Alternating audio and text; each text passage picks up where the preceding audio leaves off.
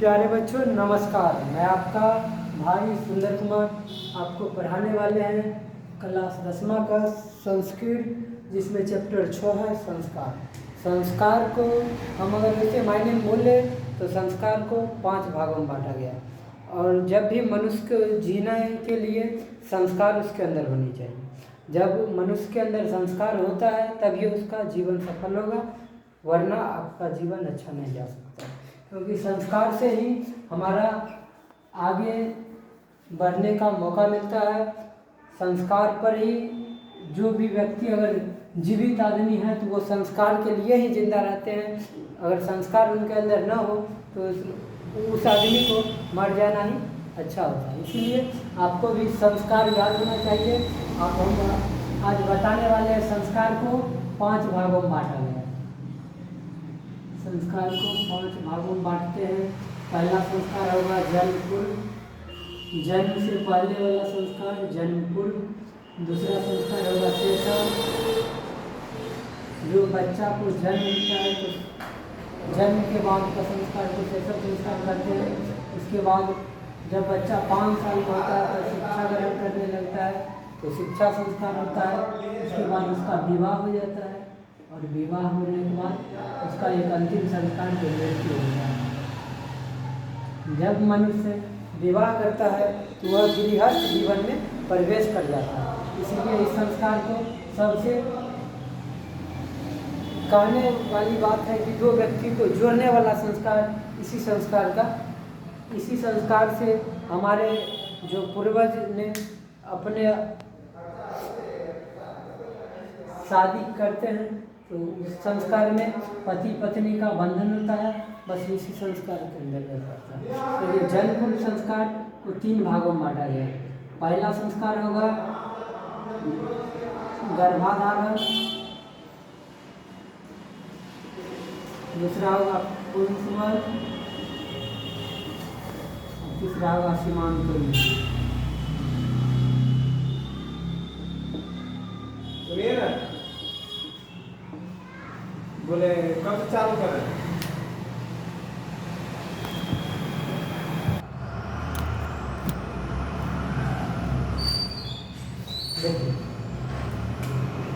जन्म पूर्व में 3 संस्कार, शैशव में 6 संस्कार, इसमें कितने संस्कार 3, और संस्कार कितने 5, और शैशव में 6, शिक्षा में 5, विवाह में 1 और मृत्यु में 1।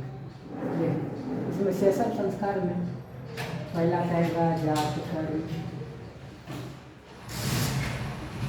नामकरण,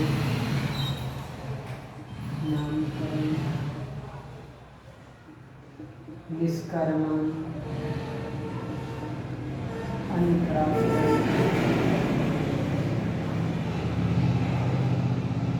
चूड़ाकरण, और अंतिम संस्कार है कर्मच्छेद। इसमें कितना संस्कार है 6, जात कर्म, नामकरण, करण और निष्कर्मण, अन्नप्राशन, चूड़ाकरण, कर्मच्छेद। लेकिन इस शिक्षा में 5 संस्कार है, जिसमें हम पहला कहेंगे अक्षर आरंभ।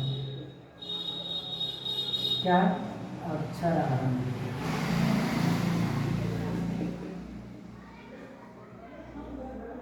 दूसरा है वेद आरंभ। अक्षर आरंभ, वेद आरंभ, उसके बाद हो गया केशांत, उपनयन,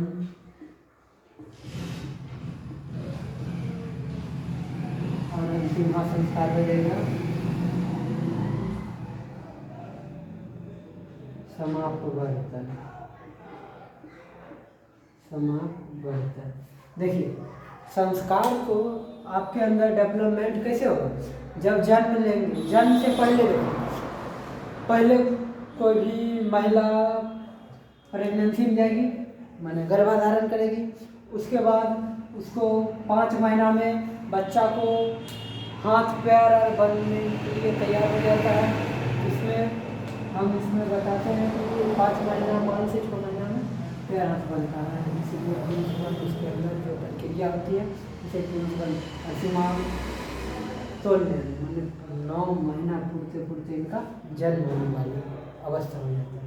और जन्म जब हो जाता है तो वह बच्चा को कहते हैं शेषव, शिशु बोलते हैं, इसीलिए शेषव। संस्कार आता है शेषव, शेषव में आता है जात कर्म। पहले पूछेगा कौन सा जात में, तब नाम रखिए, नाम रखने के बाद निष्कर्मण, मैंने बताइए इसका पिता के या पापा के पहला पूर्वजे कौन थे। पंडित जी यहाँ जाते हैं देखने के लिए।